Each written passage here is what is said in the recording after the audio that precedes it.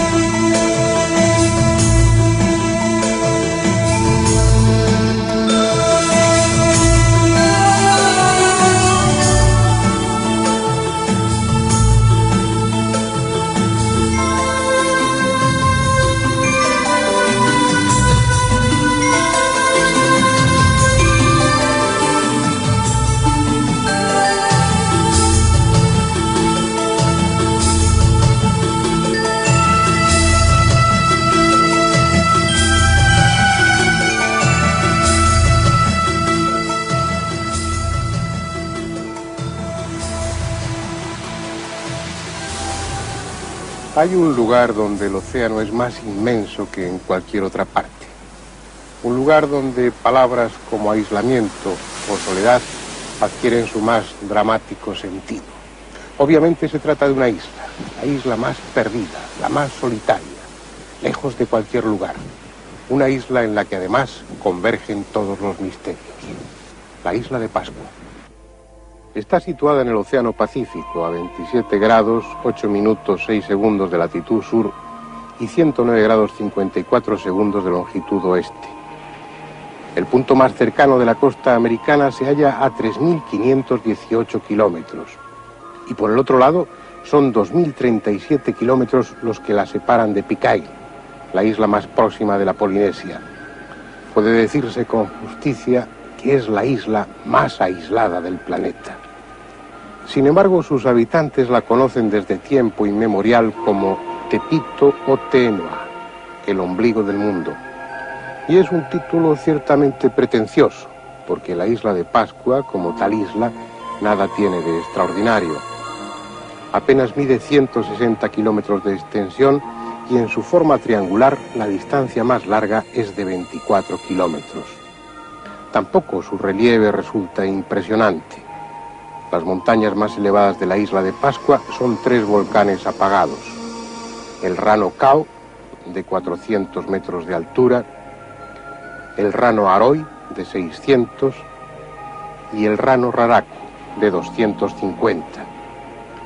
El resto es un terreno pobre, formado por escoria y polvo volcánico, con una capa de tierra vegetal que no llega a medio metro de profundidad.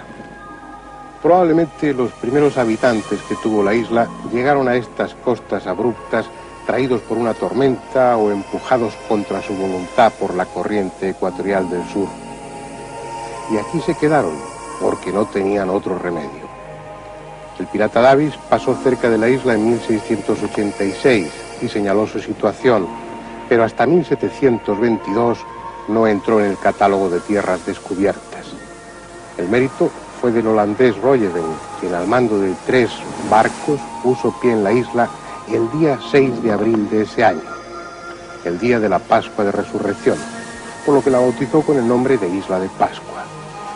Fue una corta visita, aunque suficiente para dejar un saldo de varios nativos muertos.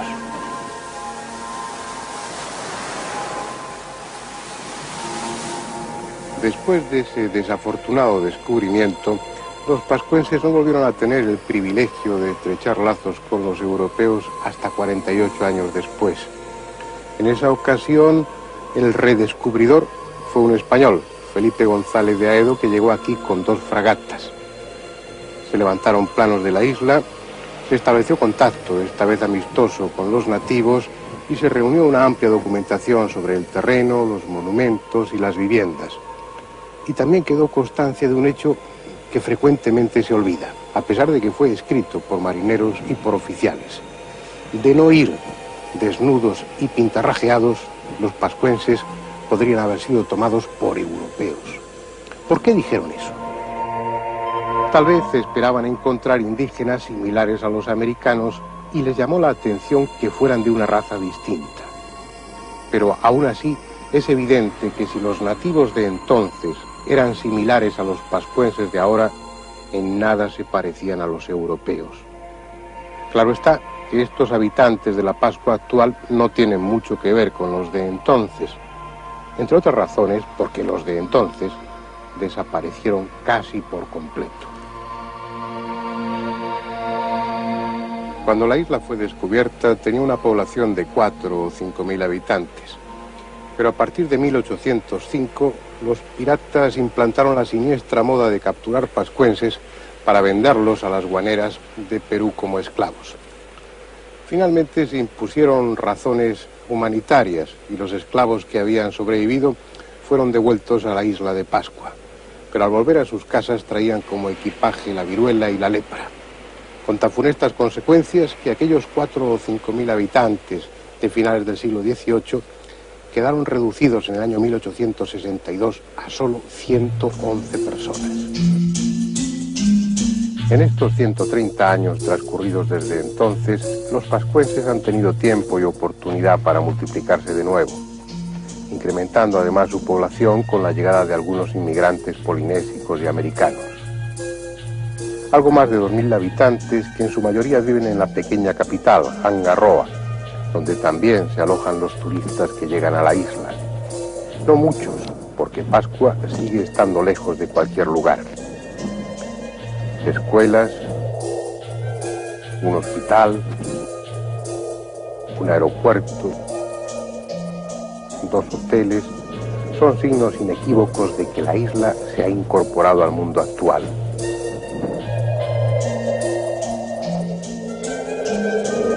Pero hay otros habitantes en Pascua que permanecen indiferentes a cualquier cambio desde hace mucho tiempo. Unos habitantes silenciosos a quien los siglos han ido cargando de misterio, los moais.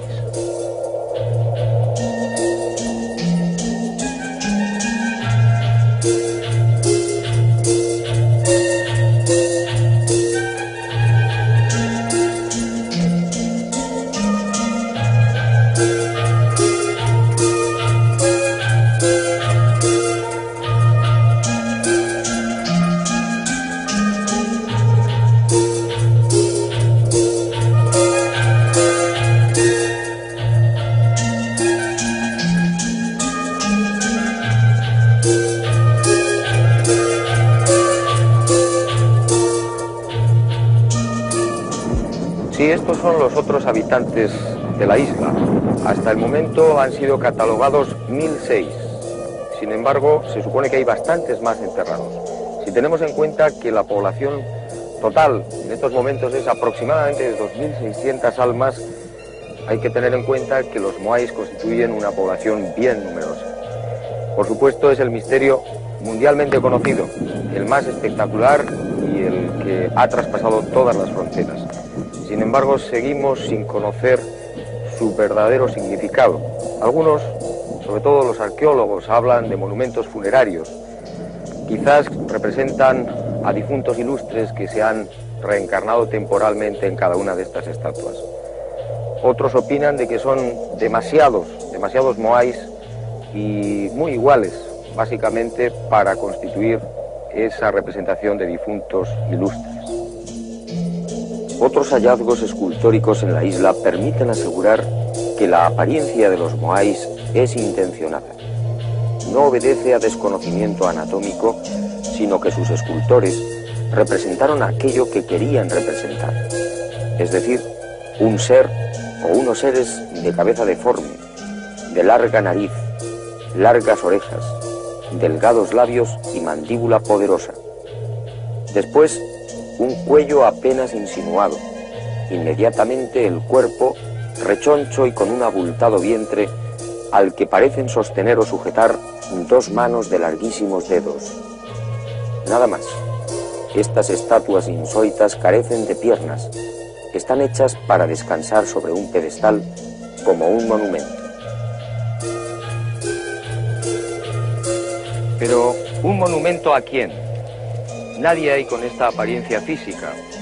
Parece como si el primer escultor hubiera querido idealizar a un personaje concreto. Después, con el paso de los siglos, otros escultores simplemente se han limitado a imitarle. Otra posibilidad, naturalmente, podría ser la de la concepción de un concepto abstracto, plasmado vagamente en una figura casi humana. Quizás un dios, quizás un espíritu.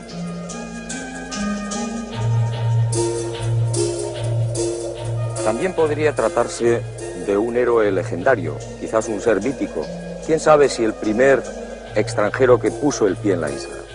Algunos sugieren otra posibilidad incluso más fantástica. Estamos ante la representación de seres no humanos, procedentes quizás de las estrellas.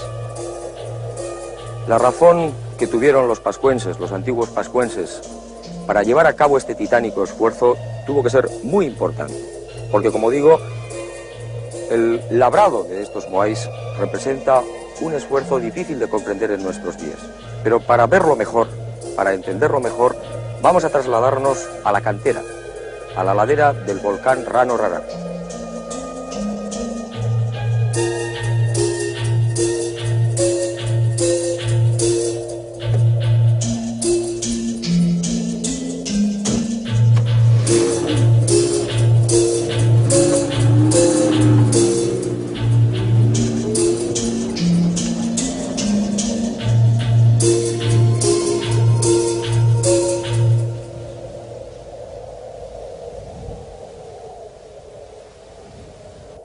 Es uno de los 3 volcanes principales de la isla. Se eleva sobre un llano cercano a la costa, en el sudeste. Puede que 2.000 o 3.000 años atrás fuese más majestuoso y su cono humeante alejara a los pájaros, no a los hombres, que entonces no los había aún en la isla. Pero hace ya muchos siglos que permanece muerto, desmoronándose sin prisa. Apenas tiene 250 metros de altura y su antaño amenazador cráter alberga hoy una laguna de aguas mansas donde crece la totora.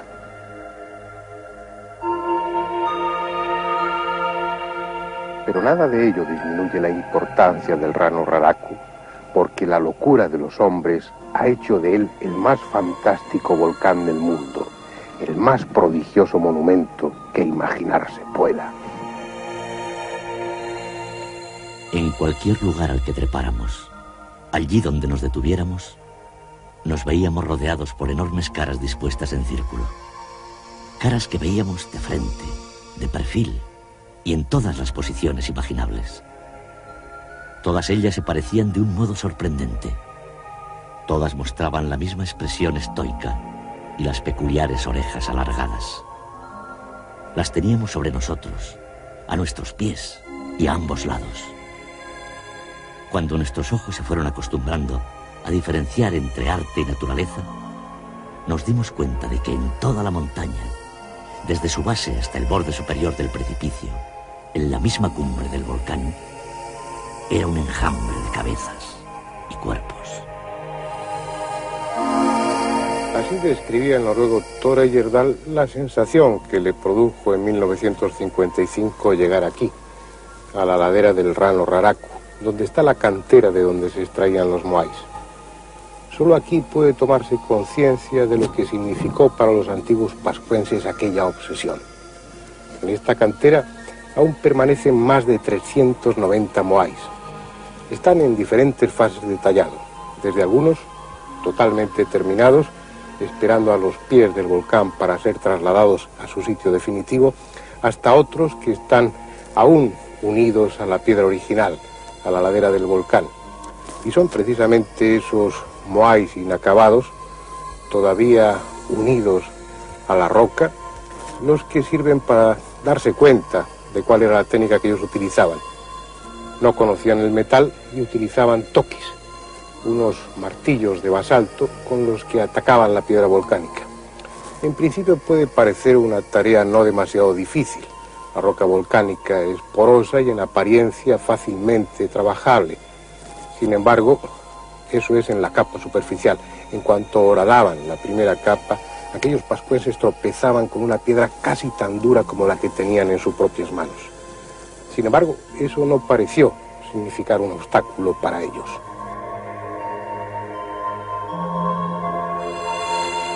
Semana a semana, mes a mes, iban perforando la ladera del volcán, abriendo un pasillo en torno a lo que sería el moai.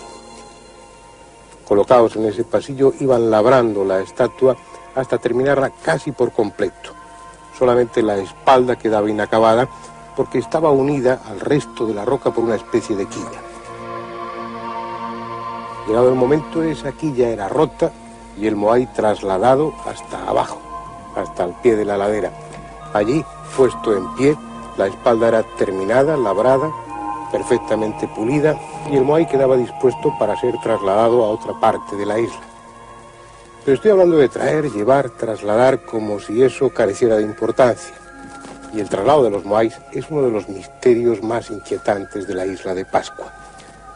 Muchos de estos moais, la mayoría, pesan 20, 30, 40 toneladas. Y a veces se llevaban hasta una distancia de 15, 16 kilómetros a puntos muy lejanos de la isla. Sin embargo, el peso parecía no importarles demasiado. Este moai inacabado mide 22 metros. Una vez puesto en pie, su altura sería equivalente a la de un edificio de 7 plantas. Y este moai iba a ser trasladado, como los demás, a varios kilómetros de distancia. ¿Pero cómo? La respuesta arqueológica es inmediata, a base de rodillos, cuerdas y centenares de hombres arrastrando. Es cierto que hace siglos esta isla tuvo árboles, pero tantos y tan corpulentos como era necesario. El suelo fértil de la isla alcanza unos 50 centímetros de profundidad en el mejor de los casos. No lo habría permitido. Además, ¿cuántos de esos árboles habrían sido necesarios? Porque además de los 390 moais que hay en el Rano Raraku, hay otros 600 y pico repartidos por el resto de la isla. Más de 1000 moais. Puede que, como he leído en algún sitio, en lugar de rodillos se utilizara un lecho de batata cocida. Absurdo. Además, ¿cuánta gente sería necesaria? 500 hombres, 1000 hombres. ¿Por cuánto habría que multiplicar ese número al llegar al primer desnivel? Además, hay una razón que parece lógica. ¿Por qué hacer un moai de este tamaño cuando uno 8 veces más pequeño habría servido para la misma función? Iban solos. Eso es lo que decían los viejos pascuenses. Se movían por el mana, una especie de energía espiritual, mágica, de la que ellos, los moais, eran condensadores. Es una respuesta absurda. Las gentes civilizadas no podemos admitirla. Pero lo cierto es que no tenemos una mejor. Bien, antes de dejar el Rano Raraku, creo que será conveniente dar una ojeada a un par de aspectos muy interesantes. Uno de ellos es este moai todavía anclado a la cantera, a la roca madre, trabajado con un gran esfuerzo, un esfuerzo titánico, pulcramente desarrollado, y que se distingue de los demás, curiosamente, por esta protuberancia, por esta perilla faraónica, por esta forma que recuerda en buena medida a las falsas barbas con las que se adornaban los faraones egipcios y que podemos ver en multitud de sarcófagos, de bajorrelieves, de pinturas. Esta falsa barba o esta protuberancia de este Moai ha servido para que escritores hayan discurrido teorías poco verosímiles muy interesantes y de las que hablaremos en su momento. Una de ellas habla de que en la antigüedad uno de estos faraones envió justamente hasta estas latitudes una expedición que llegó a la isla de Pascua. Y precisamente por eso, dicen estos escritores, los antiguos habitantes de Pascua quisieron quizás imitar a estos faraones con estos moais, con estas protuberancias, con estas perillas extrañas. La teoría, como digo, es poco justificable, tiene poca demostración, pero aún así esta barba, esta perilla, encuentra otras semejanzas en los moais Cava, incluso en otras tallas de madera que se encuentran en la isla. La verdad es que es un misterio, no sabemos si se trata de un moai único o de una serie que no llegó a cuajar.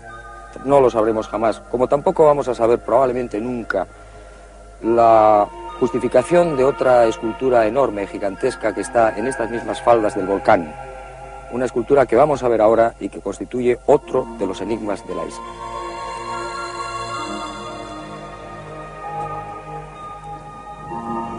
Fue descubierta por Thor Heyerdahl.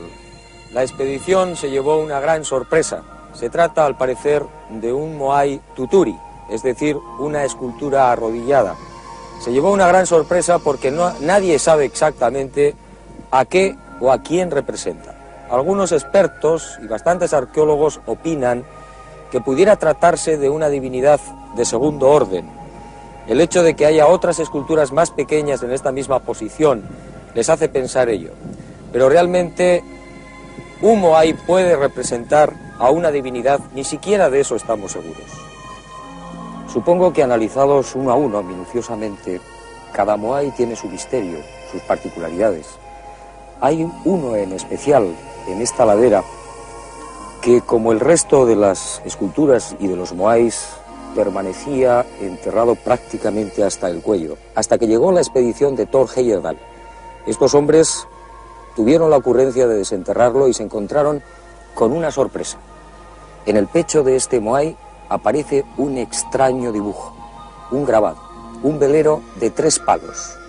Realmente la sorpresa fue enorme porque este Moai, como digo, llevaba muchos siglos con la tierra cubriéndole prácticamente, como digo, hasta el cuello.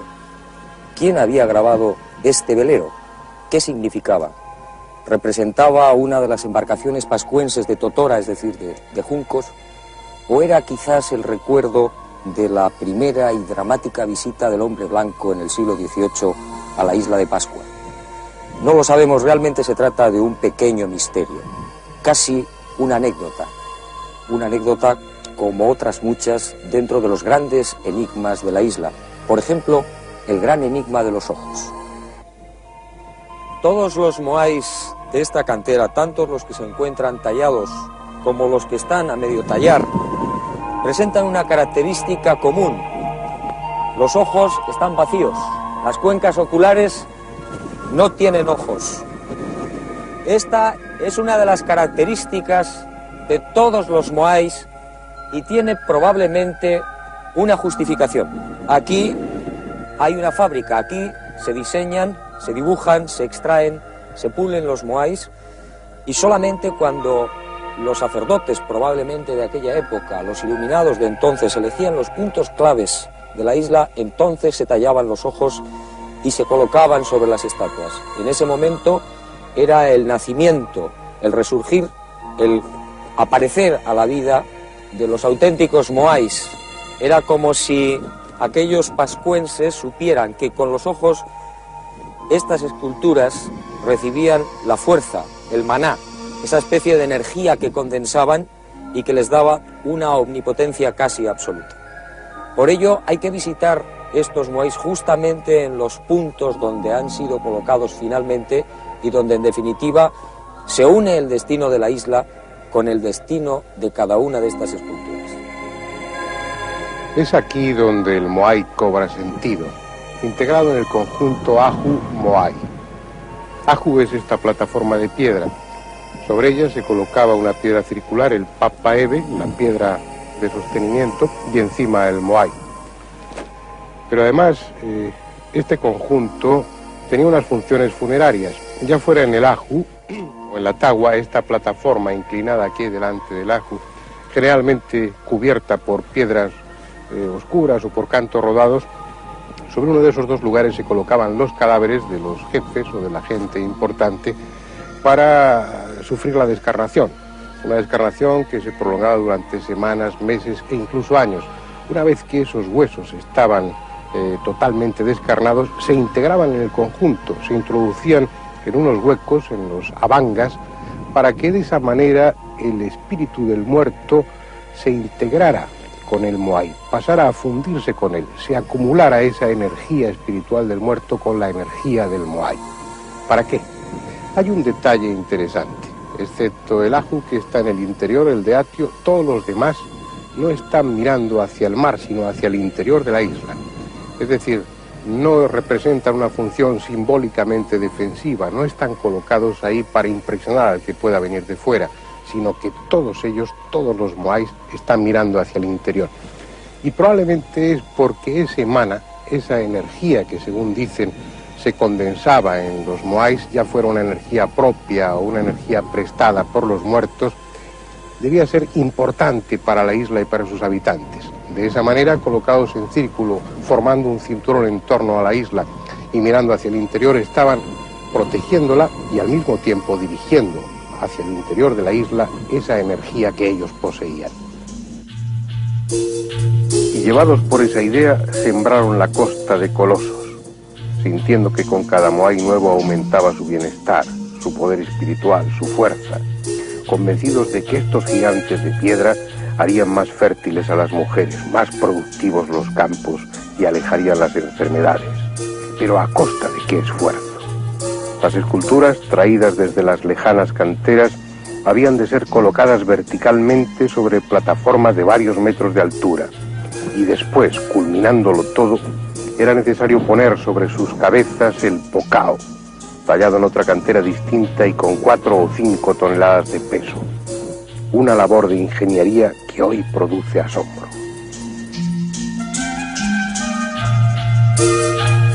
Este es el Ahu Anaquena, seguramente uno de los mejor conservados de la isla.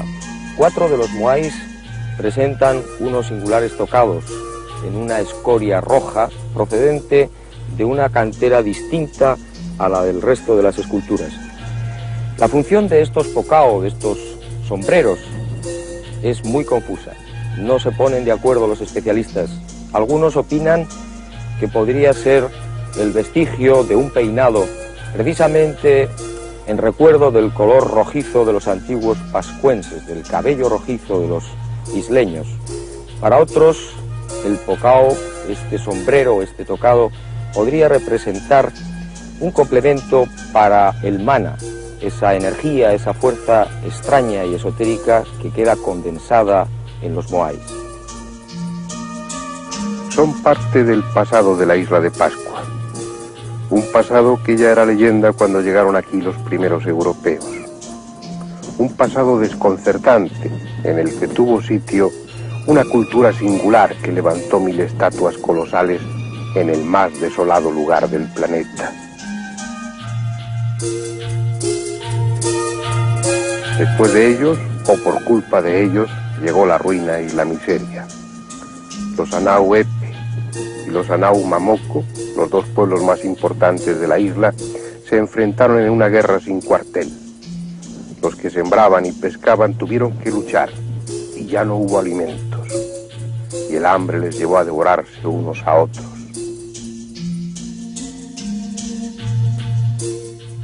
Así, la isla de los moais se convirtió en isla de caníbales. Los que sobrevivieron maldijeron el pasado y derribaron las estatuas, que eran el símbolo de todo aquello que trajo su desgracia. Pero al hacerlo, ya no hubo más mana, no volvió la prosperidad, no volvió la abundancia, porque la isla se había quedado sin alma. Aquello que fue Pascua no lo es, ni volverá a serlo. Pero tal vez ese alma de la isla no esté del todo perdida. Tal vez ese mana esté buscando otra forma de manifestarse, o esté resurgiendo a medida que los moais son puestos de nuevo en pie. Para saberlo habrá que preguntarle al dios Makemake, ir a la ciudad sagrada de Orongo, visitar las cuevas de los antiguos o caminar entre los aus por la noche. Pero eso será otro día. Hoy ya no queda tiempo.